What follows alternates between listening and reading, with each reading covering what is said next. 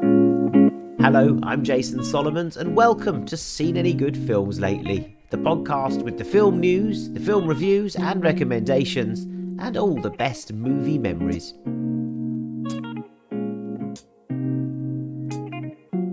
And the second one, which stands out to me the most, is the moment when Heath Ledger came on screen for The Dark Knight. You know, he's on the street corner holding the mask, and it just pushes into the back of him. Yeah. That's one of my favorite moments in cinema. That's Craig Roberts there, actor and now firmly established director, who's knocked one right down the middle with his latest comedy, The Phantom of the Open, starring Mark Rylance as Maurice Flitcroft, dubbed the world's worst golfer. It's not really about golf, but it's all about the best of British cinema, a real winner of a film about losing. We'll hear from Craig Roberts and from his screenwriter Simon Farnaby a bit later in the show, after I tell you, of course, if I've seen any good films lately.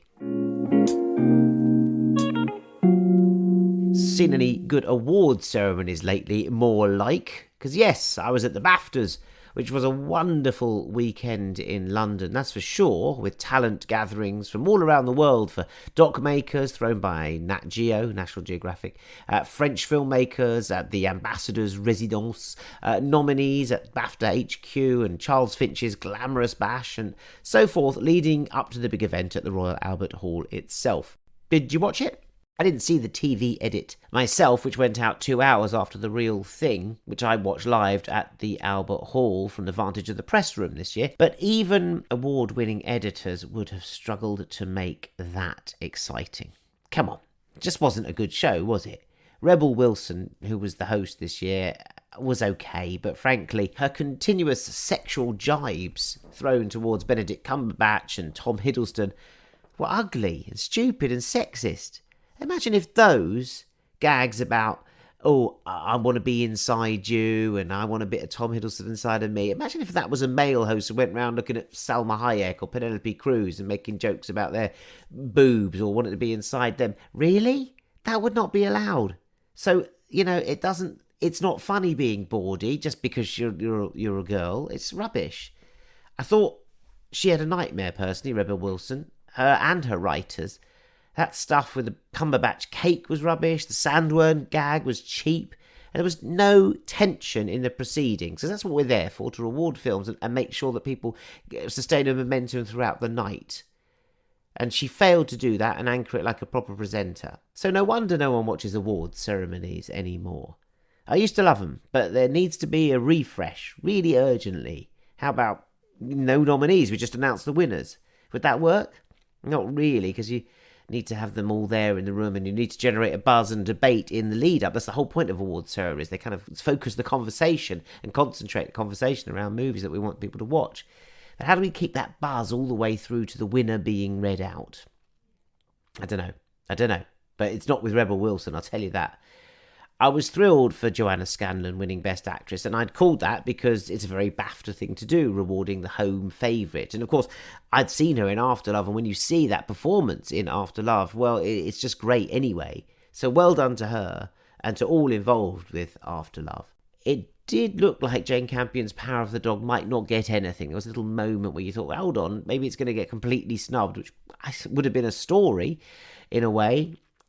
But, you know, in the end, it scooped the two biggest awards of director and best film, and that makes it a triumph. Campion, I thought, could have done an acceptance speech by video at least, because she wasn't there. But she did send Benedict up in her stead on her behalf, allowing him to be gracious about losing out on Best Actor to Will Smith, and to grab back what dignity Rebel Wilson had left him with.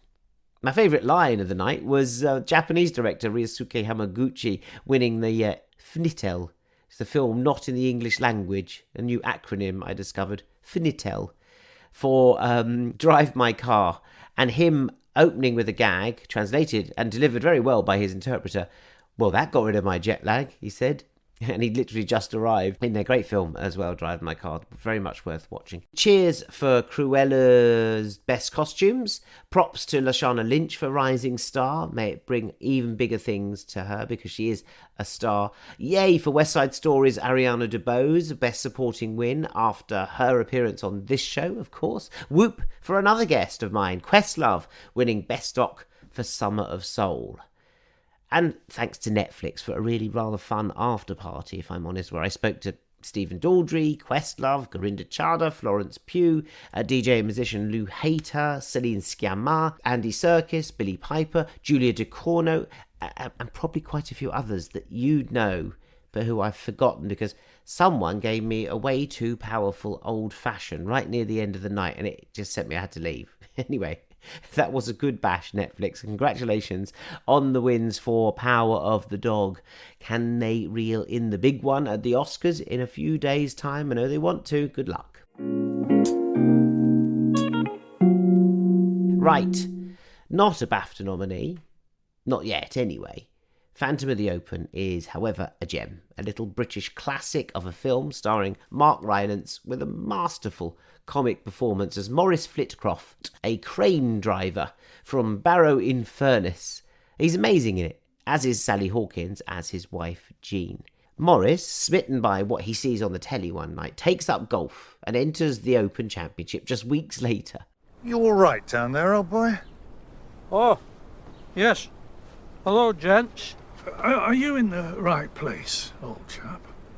Yes, I'm here to join the club, and I see you're a 3-ball. If you care to make it a 4, I'm available.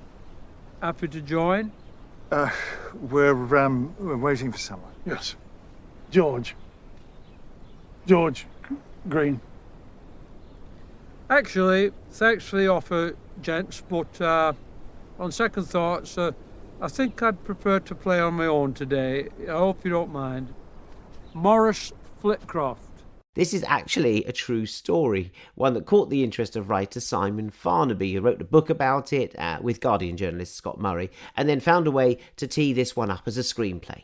It's a tricky one. I sort of wrote a screenplay before the book, which was the wrong way around. And also I hadn't written a screenplay before, so it was a totally foolish enterprise. It was really quite a Flitcroftian move of myself to write a screen. I think I'd really only done at that point, this might have been like 2009 or something. I think I'd written probably no more than sort of a 6-minute TV thing. Right. And then I thought, I'm going to write an entire movie about this guy. You lot on Horrible Histories probably wrote sketches and sketches and sketches, and so you felt that you could just put them all together and then you get a screenplay. Yeah, I see what you mean. You're saying, collectively they could make up 90 minutes. Yeah, you sort of strung it. That's how the Python. That's how the Python started.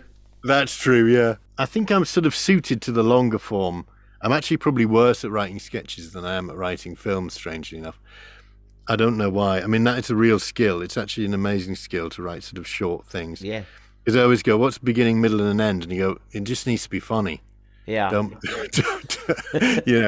overcomplicate it. But to answer your question, what I was doing weirdly when I started writing the screenplay was stretching the story out and making stuff up to fill it up to 90 minutes. Whereas after I researched the book, it was really about condensing it, because there were so many things that we had to take out of the film, because Maurice's life was so bizarre and sort of, he had a few tilts at windmills before he found golf, and so we couldn't put everything in. It was all about sort of editing really, and sort of honing it down as to what the story actually was, which was a winning film about a loser. That is just a bit of my interview with Simon Farnaby, he of Horrible Histories, best-selling kids' books, and the script for Paddington 2. You can hear more of that, and it's well worth it because he's a lovely guy, and we had a great chat on my Totally Wired radio show by going to that site, totallywired.com, and my face on the catch-up page, or go to Mixcloud, or just Google Jason Solomon, Simon Farnaby, Totally Wired, and you should find it. But here is the director Craig Roberts, also a star of Horrible Histories, the movie, Rotten Romans, but also from Submarine and Red Oaks and Skins, and now making his third film as director after Just Jim and Eternal Beauty. I've got to say, with this one though, he's really found a groove, and other golfing puns can ensue. So it was time to congratulate him on making the UK's best ever golf movie. Sorry, family movie. A movie about dreamers, a movie about the class system, and anything you like. It's not about golf, honest. Congratulations on the film, Craig. Beautifully done, beautifully put together, great tone. I loved it. I thought it was charming and funny, and it's a winning film about losing. Oh, Is what thank I've you so much for decided it saying. is. Yeah. Yeah, lovely. That's a lovely way of looking at it. Yeah, thanks so much for saying. When did you know what sort of film it was that you were making? Because I suspect that you're not sort of at heart a golfer. No, and I'd never really thought that I'd make a sports film. If I'm totally honest with Yeah, you. I mean, looking at your previous work, there's no hint of the Ron Shelton about you. Yeah.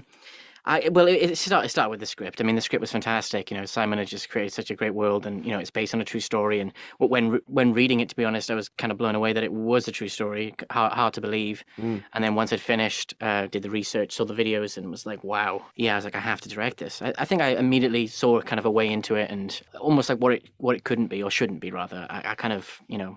What did you see? So when you read it, this is what I'm intrigued about, that little spark that you've got, is that you see the script beautifully written and it's got jokes in it. And, obviously Simon's got that warmth that he had in Paddington 2 and that emanates from it. Yeah. What did you see that went, I can do this, like visually? How did you see it? And were there any references that sprung to mind immediately? Well, my fear was that it would be like, the way to not do it would be to cover it in like social realism, and for it to be really, really gritty. I think it's certainly a movie about class and a battle of classes. But for me, it was his optimism and his spirit and the way he saw the world and how much of a dreamer he was, that I suppose it reminded me a little bit of movies like Billy Liar.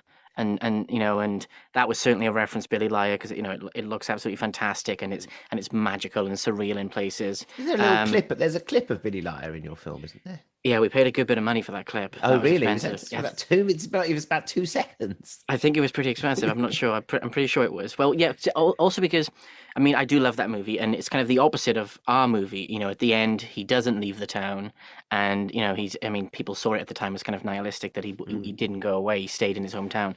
But I love that about it. And I suppose other references I had American references, really. It was like Boogie Nights and like Paul Thomas Anderson movies like Magnolia, mainly because there was just so much story, and I loved that about it. And I was just I became obsessed with like the idea of maybe moving through it very quickly and making it feel kinetic, so that it didn't feel too much for people. So that's what I love about the film, in that it's a really classic British story, the classic underdog, the Ealing story, if you like. But it has this color to it, and there's some fantasy sequence as well, sort of that reminds you of the Big Lebowski, the sort of hurtling things. And it's got all those. But in no point does it feel like an American film, and I mean that in the best way, not that you failed in no, not at all.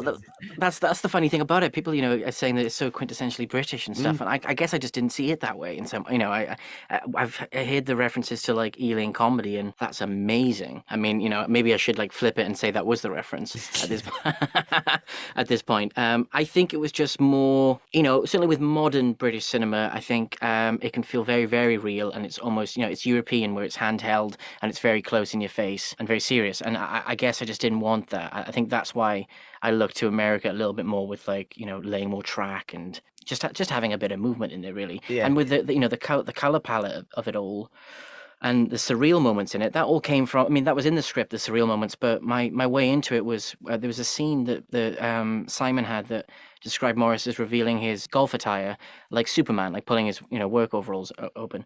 And that immediately was like, oh, that's really interesting. So I started playing with the idea that potentially he was Superman. So we put like loads of little Easter eggs throughout the movie, where like there's a comet that pings to Earth at the beginning, and yes, and that informed the color, really, like the blue. And there's the world, and he sort of circles the world. But yes, Superman.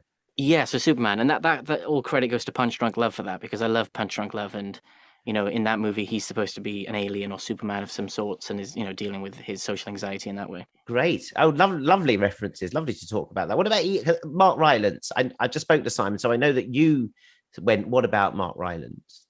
I mean, I just think that was a great idea. I don't think it would ever have occurred to me. Where did you see that Rylance might be the right person for this?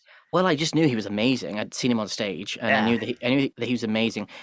Actually, I watch interviews more so than performances, to see like if to see what people are like, because it's really hard to see a performance, that's a specific performance, and then try and envision them in something else. So whereas when you see them as themselves in interviews, it's sometimes easier to get access to who they like and stuff like Yes, that. I'm getting right to the nub here, Craig. Right to the pure Roberts. Getting all the answers. When I had the script, what I didn't want to do is play to the comedy too much. It was a funny script, and I knew that, and I was like, if we kind of shot it like a drama, I think the comedy's going to be there anyway, and then by the end of it, we'll be able to feel the emotional moments a little bit more.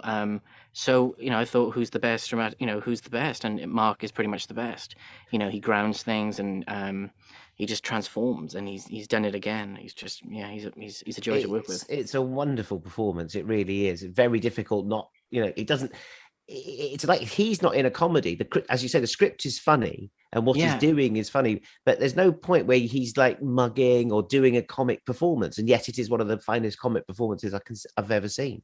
Oh, well, I think that's the power of him. He's kind. I think it's amazing. He's almost like a mixture of like Bill Murray deadpan, but then like the physicality of like Jack Tati or like Buster Keaton.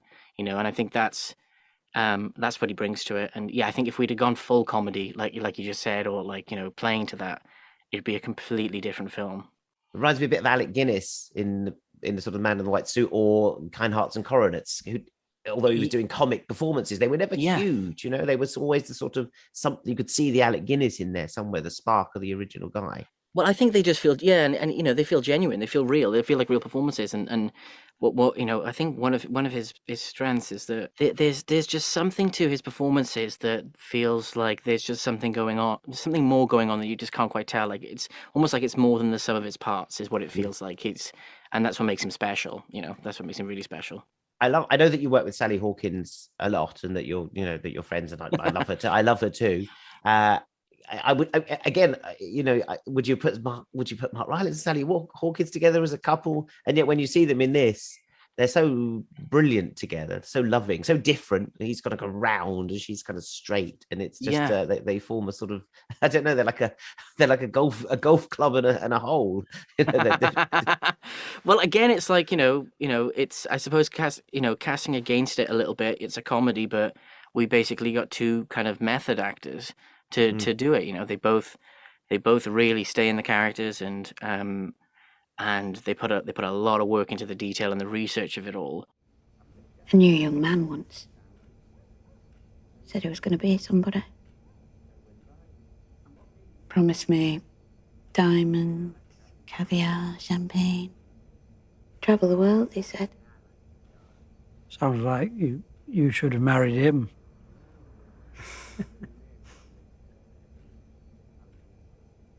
I know you've made sacrifices for us, Maurice. You don't have to look after us anymore. It's your turn now. For what? Oh, it's up to you, isn't it? Can't think of everything. I just know how good Sally is. I think no matter what the part was, I could send it to Sally and know that she's going to bring something new to it, and she's just so warm. She's so inviting. Brings a new performance each time. She does, because she's a woman, she probably gets a lot of parts that are quite similar. She must get offered bit for all the ones we see. There must be 20 or 5 that she has to turn down and say, I'm not doing that. It's sort of eye-rolling Mrs. Overall kind of cup of tea stuff. Right. Which, this role could have been that, but she takes it and makes such a beautiful performance. The little eye movements, the sort of tilts of the head, the inflections of the voice to get herself heard amongst her family. It really is quite extraordinary what she does, I think. I think so. Yeah, I think you're absolutely right, and that was something we definitely didn't want it to be. We just didn't want it to be, her character just to live to support Maurice. It was about her just, it was about her love for everybody, and just that, Maurice couldn't do the stuff he did. Yes, he was very confident and he believed in himself, but she was more confident and believed in him probably more than he did in times or in places. But again, it's the gestalt of Sally. There's just something in her performances that she's just doing. There's magic there. Yeah, and well, look, that's the stuff that makes you cry. Sally makes you cry in it. It's not Mark actually. It's Sally's reaction. Yeah, she's the heart. She's the heart of the movie. She really is. She really is. Brilliant. Well, I'm glad that you keep working with her because it's good. As long as she'll keep coming to play that, then I'm happy. So, are you a filmmaker now? I mean, you always were. Were you? Maybe I'm going to flip that. Were you always a filmmaker then? I don't think I was always a filmmaker. No, No, I don't I know. don't think you No. were either. I was an actor for a bit, and that was really fun, and I loved it, and felt very grateful to be able to do it. But I think once when I was acting, I didn't really feel like I was always an actor. I think that filmmaking is something that I just feel more comfortable doing it, if I'm totally honest. You're very good at it. Well, I appreciate that. You're Thank you so you're getting better as well. You're getting well. sort of... Hopefully, if I was getting worse, I'd go back to acting. I definitely would. I'd pivot back.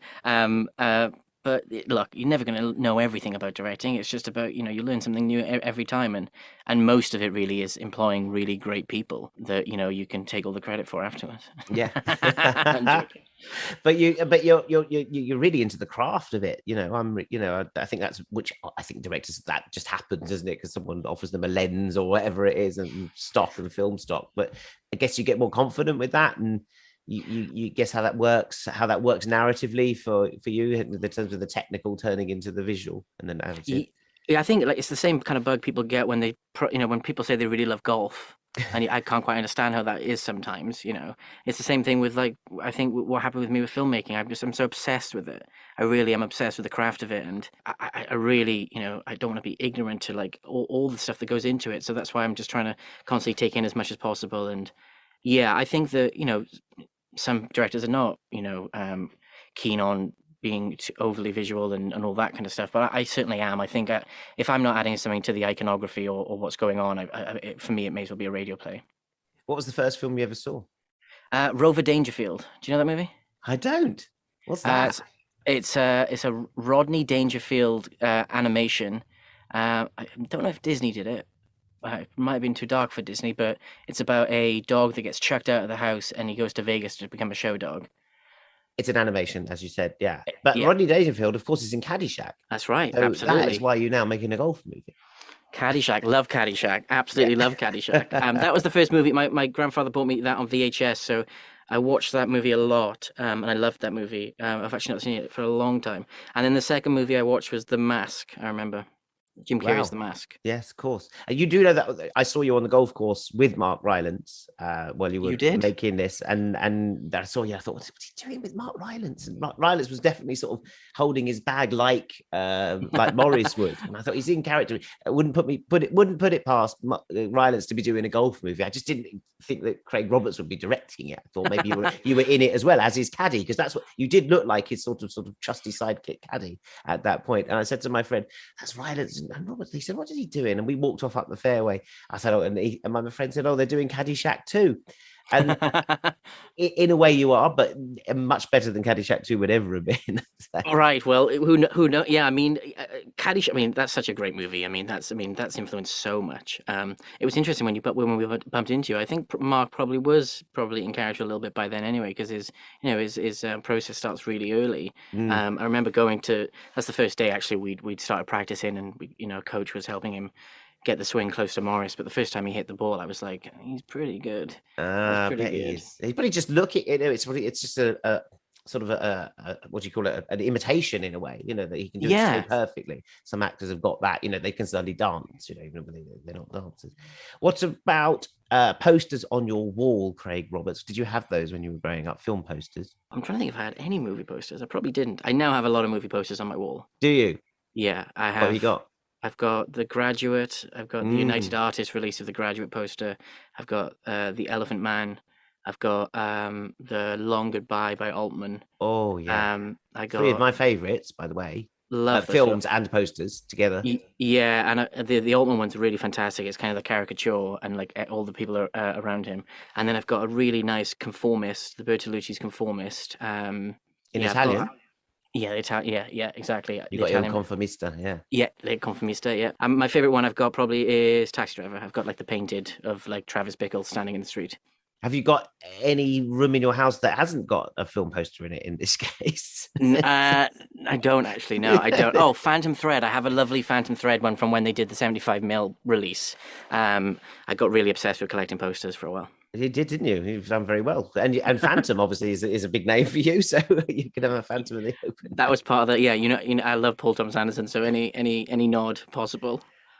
What about if I could transport you with the gift of time travel back to a film being made, and you could go onto the set of that film? to watch it being made. And it could be an iconic scene that you could be there for the moment that they got that cut, they got the take, or you could be there for the sort of 8-week shoot if you wanted to. Where would you go? Which set would you go to? Probably Stanley Kubrick's Eyes Wide Shut. Ooh, Is probably where I'd go. It's my favorite Kubrick film. I know it's not. I know a lot of people don't like it's not everyone's, no. No, it's not. It wouldn't be an entry of their favorite. I don't know. I think I love the story that Paul Thomas Anderson went to that set, and I think Tom Cruise brought him to the set, and there was a great moment where Paul Thomas Anderson introduced himself as was introduced as the writer of the director of Boogie Nights, and Kubrick was like, "Oh, that's great." And then Paul Thomas Anderson went back to Kubrick and was like, "I also wrote it." And PTA says that there was just this respect that Kubrick had from him immediately once he knew that. Probably just to see that interaction, I'd love to see that, because Paul Thomas Anderson's my favorite director, and I think Kubrick would be second. And then also just to see how he worked Kubrick. I think with any of his sets, really, I would have just loved to have seen what the vibe was on. I think it's a great choice. I do think you've put yourself in for like the longest day. You know? It's so true. Like it went on for what, like 2 years, a year and a half, or something. Exactly. I think to this day it's the longest production ever, right? It is, and there's 140 takes in some, so that's the day you'll probably get there for that one. I love it. There's a great in Elephant and Castle. They have the Kubrick archives, and you can actually just email them, and you can go in there for free and like go through all his notes and his production notes and all that stuff. It's Have really you done cool. that? I did, yeah, I did. I went with a friend for his birthday a couple of years ago, and a film that I'm hopefully going to direct in the summer is adapted from an Arthur Schnitzler novella, which is what Eyes Wide Shut is adapted from. So I wanted to see how he adapted From Schnitzler. Yeah. Yeah, good. What you directing? Can you tell us what you might direct? Well, it's called Honey, and it's a relationship drama. I can't really say too much about it, but it's a relationship drama that's very surreal and dark. It's a lot darker than The Open is. So. Yeah, that's hopefully, I've been adapting it for the last like 4 years, so I'll be happy to get it off my desk. You wrote it as well? Yeah.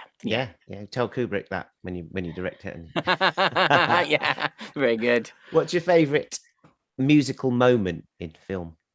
And it could be a dance number from a musical, or it could just be the use of music, diegetic or non-diegetic. Interesting. I find there's a lot of good music in Phantom of the Open, really nicely used, kind of cheekily. The producers and the music supervisor did a great job. We have so many tracks back to back. I think actually one of my favorite musical moments is actually 8 Mile, the end of 8 Mile, where Marshall Mathers or Eminem or whoever he's playing, B Rabbit in the movie, does the rap battle. Yeah. It's like it's the rap Rocky, and it makes my hair stand up every time I watch it. I absolutely love that. It's amazing, isn't it? Because you're like, it becomes the climax of the movie, and therefore the start of his life, and that's where he's gone. Exactly, and I love that. I love that so much. And I think it's Curtis Hanson, right? Like that movie is just beautiful. It looks fantastic. I find musicals actually in general very funny. Like people just start breaking into song. I find it very, very funny. What's your favorite cinema? Where's your favorite cinema? I have 2. So Prince Charles, definitely. Love the Prince Charles. Yeah, that's up the street. Well, it's not up the street, it's in Leicester Square. Yeah. But I love that they show Prince, and I think that's amazing. And then Showcase Cinema in a place called Nant Garw in Wales, which is where I grew up, and my parents took me to that cinema. I'm actually going to go back this weekend to watch Phantom of the Open with them there. In your childhood cinema? Yeah. What was the first film you saw there? I remember it being I don't remember the first one, but the biggest moment, there's 2 moments I remember. Lord of the Rings, the first one, I remember seeing that there and just being like, oh, wow. And the second one, which stands out to me the most, is the moment when Heath Ledger came on screen for The Dark Knight. I just remember everybody kind of like, the silence was just amazing, and he's on the street corner holding the mask, and it just pushes into the back of him. Yeah. That's one of my favorite moments in cinema. Wow. And that's where you're going to take the Phantom of the Open back to on this weekend. Well, I wish you the best of luck. I hope they cheer to the rafters. A returning hero with a golfing hero. A human. I suppose he's not like, I was going to say he's a sporting hero, but he's kind of like a champion of humanity, Maurice Flitcroft, or the one that in your film emerges. So I suppose he is. Yeah, I suppose he is. I think he's a legend. I think he's definitely a legend. Totally a legend. Craig Roberts, so are you, mate, now. Well done. Thank you so much, and thanks for saying nice things, and thanks for having me on. It's an absolute pleasure. It's been a long time. I'm glad we could finally do it. Me too. I've only kept the show going so I could get you on. It's going to cancel after season 2, but I don't know. Not till I got Roberts. Congratulations, Craig, on making a British classic. Oh, thank you very much. Thank you. Thanks for having me. And Phantom of the Open, which is about golf really, is out on Friday the 18th of March all around the UK. An inspiration to terrible golfers everywhere, which is, let's face it, most of us, and mostly to people who hate golf. They'll love it too. That's about it for this week. Just to say that also out this week is Jacques Audiard's Paris 13th District, which I've talked to you about before and with Jenny Beth on last week's show. So do catch up with that episode if you haven't already. And I think you'll enjoy that film. It's very stylish and French and sexy and youthful. Okay, so I will see you next week. Thanks to my guests Simon Farnaby and Craig Roberts. And congratulations to the both of you. A formidable Ryder Cup pairing you'd make, like Seve and Ollie. If you know what I'm talking about, which you probably don't. Thanks too to Kate Dawkins for putting it all together. And I'll leave you with my movie tune of the week, which features both in Phantom of the Open and in the forthcoming rom-com from Norway, The Worst Person in the World. Oh, there's another one I spoke to at the BAFTAs, Renata Rainsby. Bye.